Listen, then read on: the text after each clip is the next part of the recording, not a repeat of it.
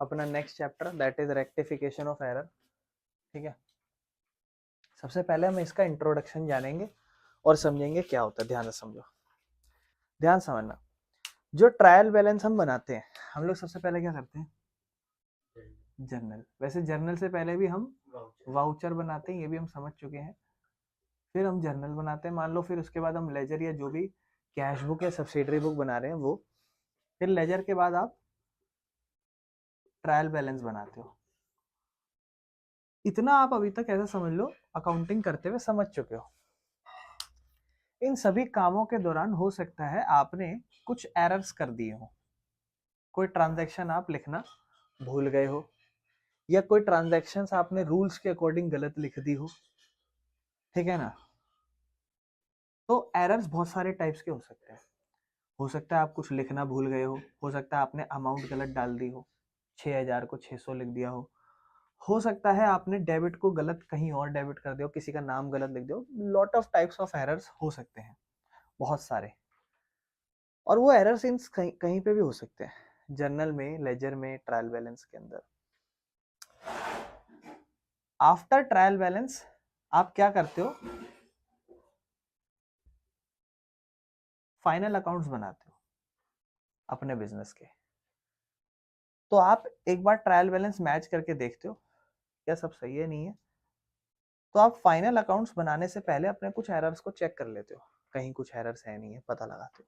और उन एरर को पता लगाने के बाद आप इस फाइनल अकाउंट बनाते हुए रेक्टिफाई कर देते हो। समझ रहे हो, रेक्टिफिकेशन का मतलब समझते हो, मतलब जो भी गलतियां हुई हैं उन्हें ठीक कर देते हो। तो वो ठीक करने की चीजें हम समझेंगे इसमें। ठीक है ना मेरे भाई।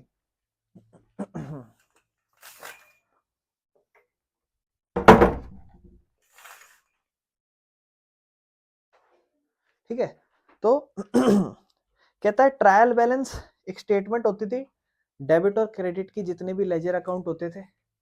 ट्रायल बैलेंस आपको याद होगा कि आप ट्रायल बैलेंस बनाते थे, है ना। यहाँ सारे नेम ऑफ अकाउंट्स लिखते थे आप, जो भी आपके लेजर के अकाउंट्स होते थे, और वो डेबिट है तो डेबिट, क्रेडिट है तो क्रेडिट।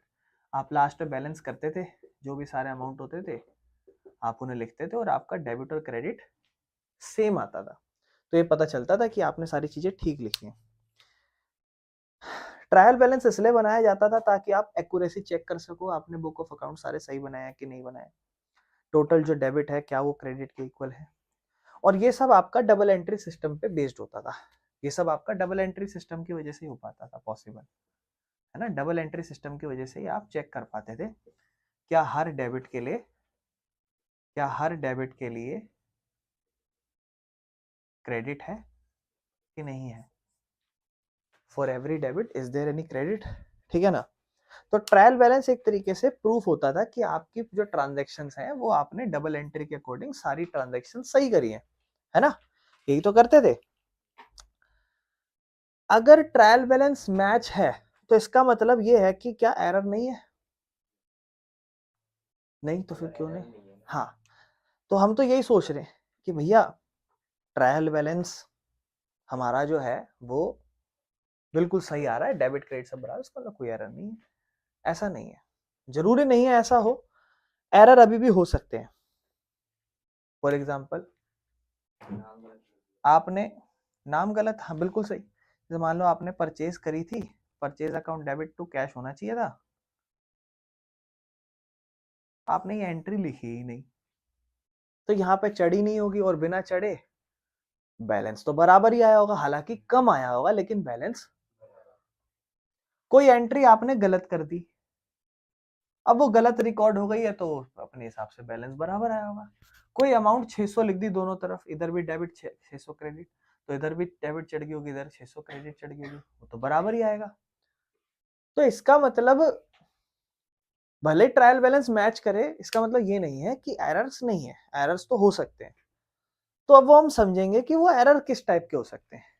इसका मतलब एरर्स हो सकते हैं, लेकिन एरर्स किस टाइप के होंगे, अब हम वो एरर्स के टाइप समझेंगे। ठीक है ना।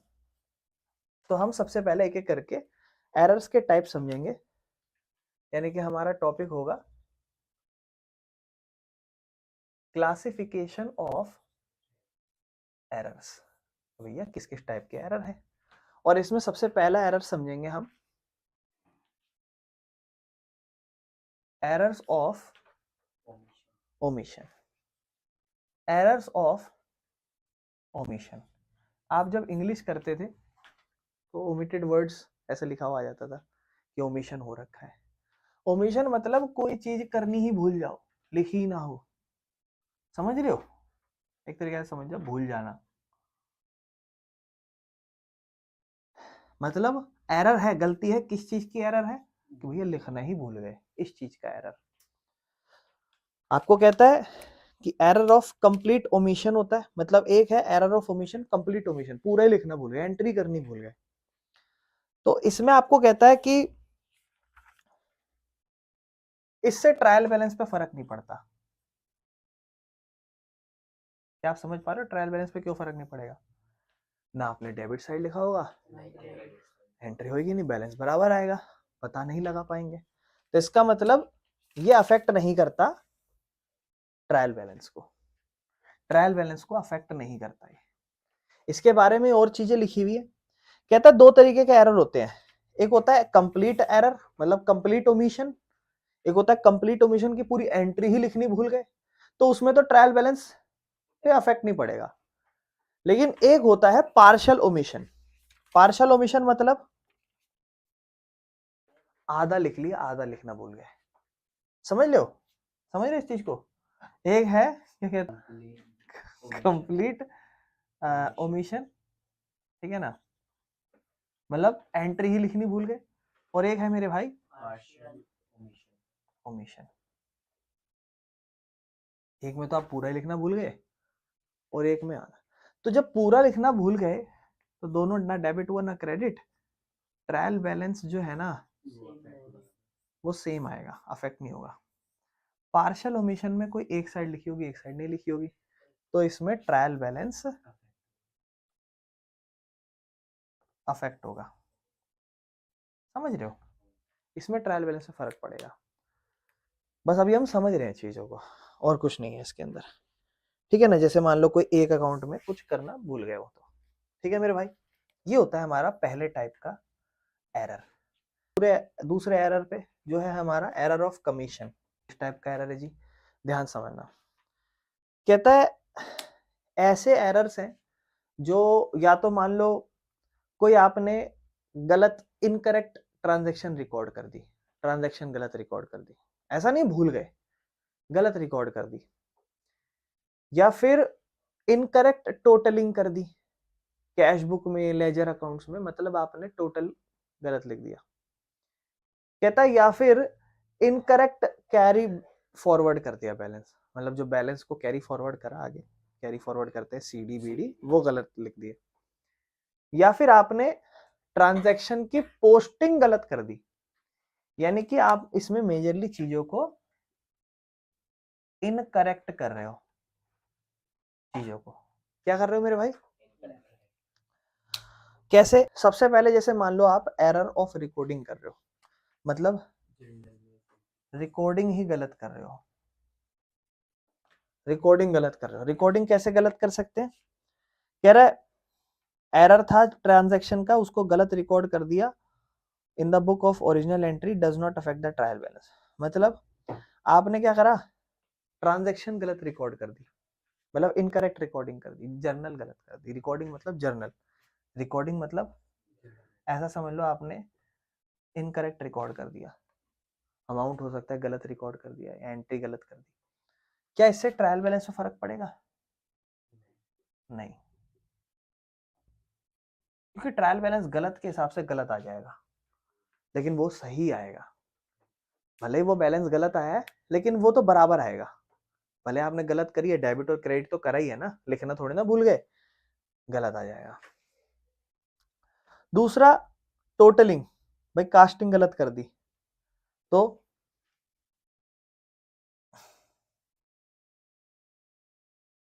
टोटलिंग गलत कर दी तो इसमें ट्रायल बैलेंस पे अफेक्ट पड़ेगा।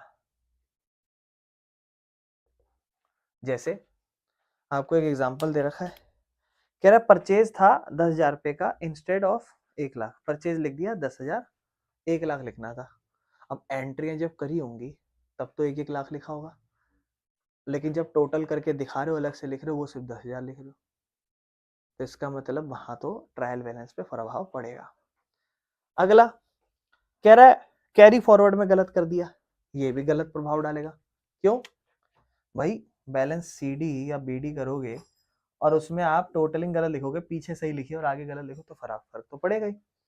या फिर मेरे भाई अगर आप पोस्टिंग गलत कर दोगे, तो पोस्टिंग मतलब लेजर, तो पोस्टिंग से हो सकता है ट्रायल बैलेंस पे फर्क पड़े, या हो सकता है ट्रायल बैलेंस से कोई फर्क, हो सकता है पड़ जाए, लेकिन हो सकता है ना पड़े, मे और मे नॉट, हो सकता है फर्क पड़े और हो सकता है नहीं पड़े, समझ रहे हो, क्योंकि वो डिपेंड करता है कि आपने पोस्टिंग गलत किस लेवल की करी है। तीसरा, तो थर्ड एरर होता है एरर्स ऑफ प्रिंसिपल, मतलब आप अकाउंटिंग रूल्स पढ़े हो, अकाउंटिंग स्टैंडर्ड पढ़े हो, है ना, अकाउंटिंग प्रिंसिपल्स पढ़े, उसमें गलत कर दो। मतलब भाई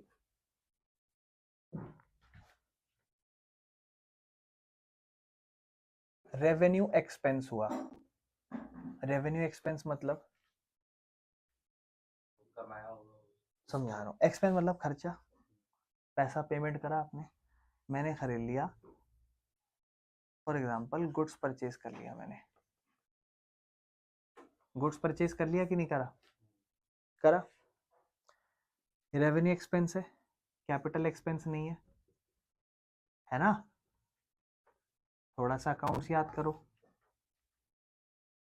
रेवेन्यू छोटे मोटे खर्चों वाले एक्सपेंस और कैपिटल मशीन खरीदने वाले एक्सपेंस। तो मैंने इस गुड्स को खरीदा और मैंने एंट्री लिख दी goods account debit to cash account, amount सब डाल दी, जबकि ये ऐसे नहीं आना चाहिए था, ये आना चाहिए था परचेज अकाउंट डेबिट टू, क्योंकि ये रेवेन्यू एक्सपेंस था तो परचेज लिखाना चाहिए, गुड्स मतलब ये तो भाई असेट्स हो गई, फिक्स्ड असेट्स हो गई, वही हम डेबिट में लिखते हैं, जैसे मशीन अकाउंट, मशीन को क्या लिखते हो, purchase account debit to cash. Principle की मिस्टेक है, रूल्स की मिस्टेक है, कैसे ट्रायल बैलेंस पर प्रभाव पड़ेगा, क्यों, डेबिट और क्रेडिट तो हुआ ही है, डेबिट एंड क्रेडिट तो आएगा ही, बस ये है कि रूल्स वाइज आपने गलत लिख दिया, कोई दिक्कत मेरे, इस टाइप के एक्सपेंस होते हैं, इसका मतलब इसमें ट्रायल बैलेंस पे अफेक्ट। चौथा expense compensating errors, next error है कंपनसेटिंग एरर्स, चौथा एरर,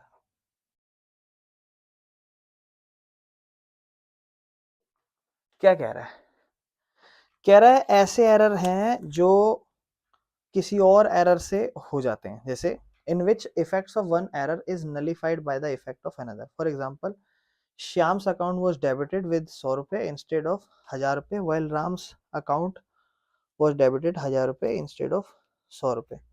देखो कैसा एरर है, इसको एक एग्जांपल से समझते हैं। क्या बोला, कह रहा है श्याम अकाउंट को डेबिट करा, देखो ये श्याम है, श्याम का अकाउंट है, उसको डेबिट कर दिया कितने से, 100 रुपए से, कितना डेबिट होना चाहिए था, 1000 रुपए। फिर आपको बोला राम प्रसाद का अकाउंट डेबिट कर दिया,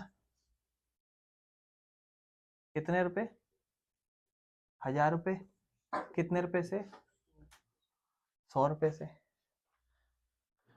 ठीक है। अब हुआ क्या, अब आप यहाँ देख रहे हो, ये है कंपनसेट, कंपनसेट मतलब कोई ऐसा एरर जो दो एरर हो गए और दोनों एक दूसरे से एडजस्ट हो जाए, आप समझो ना, आपको डेबिट करना था श्याम को 100 रुपए, कितना कर, 1000 रुपए करना था, कितना करा आपने, 900 रुपए कम करा, लेकिन राम का अकाउंट 100 रुपए करना था, 1000 रुपए यानी कि 900 रुपए ज्यादा कर दिया, तो कहीं ना कहीं चीजें बराबर हो गई, समझो कैसे, एक्चुअल में डेबिट कितना होना चाहिए था, आप कहोगे भैया 1000 रुपए डेबिट होना चाहिए था और 100 डेबिट होना चाहिए था, होना ये चाहिए था, एक्चुअल में हुआ क्या, कह रहे हो यहाँ 100 रुपए डेबिट हो गया जो 1000 होना चाहिए था, और यहाँ 1000 रुपये हो गया जहाँ 100 रुपये होना चाहिए। टोटल कितना डेबिट हो गया? 1000 रुपये। मतलब कितना डेबिट हो गया? 1000 रुपये। और कितना होना चाहिए था? 1000 रुपये। 1000 डेबिट 1100, सॉरी, कितना डेबिट होना चाहिए था? 1100 डेबिट होना चाहिए था, और 1100 ही डेबिट हुआ है। ट्रायल बैलेंस तो मैच कर जाएगा, बस फर्क ये पड़ जाएगा कि इसका 900 रुपये कम डेबिट हुआ है और इसका 900 रुपये, तो दोनों को एक दूसरे से एडजस्ट कर लो। कैसे? आप समझना कैसे एडजस्ट करोगे। भाई श्याम अकाउंट कितना कम डेबिट हुआ? श्याम अकाउंट 900 रुपये और डेबिट कर दो, तो आप लिखोगे श्याम डेबिट 900 रुपये। इसका अकाउंट 900 रुपये ज्यादा डेबिट हो गया, उल्टा करने के लिए इसको क्रेडिट कर दो, तो टू राम 900 रुपये। दोनों को एक दूसरे से कंपनसेट कर लिया, एडजस्ट कर लिया। एक्चुअल में एरर हुआ ही नहीं, बच गया। वैसे तो एरर है ये, पर कंपनसेटिंग एरर है। समझ पा रहे हो मेरे भाइयों, है ना? अब ये एक ऐसे एरर होते हैं जहां ट्रायल बैलेंस पे एक साइड प्रभाव पड़े, और दूसरे होते हैं जहां दोनों साइड प्रभाव पड़े। तो इसको क्या है ना, थोड़ा अच्छे से समझना पड़ेगा। समझ रहे हो? इसको थोड़ा अच्छे से समझना पड़ेगा। मतलब इसके ऐसा समझ लो, कंपनसेटिंग एरर के दो टाइप है। अभी मैंने आपको समझाया कि कंपनसेटिंग एरर होता है। जो कंपनसेटिंग है वो दो टाइप्स में डिवाइड है। कहता है ऐसे एरर जो ट्रायल बैलेंस को अफेक्ट करेंगे, ठीक है, और ये वन साइडेड एरर्स है।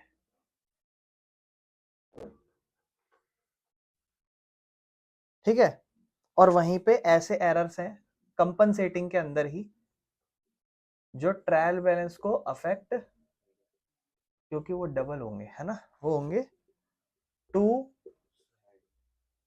Sided errors.